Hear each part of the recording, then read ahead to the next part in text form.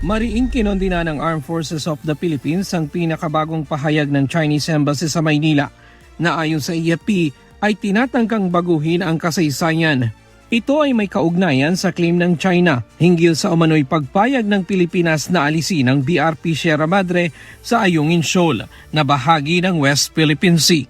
Sa isang pahayag, iginiit ni retired Rear Admiral Roy Vincent Trinidad, ang tagapagsalita ng AFP sa issue ng West Philippine Sea, na habang binabanggit niya ng Chinese Communist Party ang issue sa umano'y mga pangako at kahilingan, tila ang China aniya ang nakakalimot sa sarili nitong record ng mga mapanlinlang na salaysay sa mga katubigan ng Pilipinas. Inihalimbawa ni Trinidad ang pangako ng China noong taong 1995 nang una nitong iligal na inukupa ang Panganiban Reef o Mischief Reef na nasa loob ng Exclusive Economic Zone ng Pilipinas. Aniya, tiniyak ng mga opisyal ng Chinese Foreign Ministry sa Pilipinas noon at sa international community na ang mga maliliit na istrukturang itinayo sa bahura ay mga shelters for local fishermen lamang. Sinabi rin umano noon ng China na ang mga istrukturang ito ay pansamantala lamang at walang layuning militar.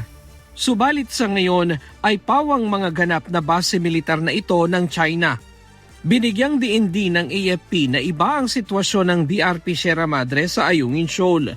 Ayon kay Rear Admiral Trinidad, ang presensya ng barkong pandigma ng Pilipinas ay isang legal at permanenteng deployment sa isang feature kung saan ginagamit ng Pilipinas ang sovereign rights at jurisdiction nito. Kinatigan ito ng 2016 Arbitral Tribunal ruling na nagsasabing ang Ayungin Shoal ay isang low tide elevation na nasa loob ng Philippine Exclusive Economic Zone at walang legal na batayan ang mga claim ng China.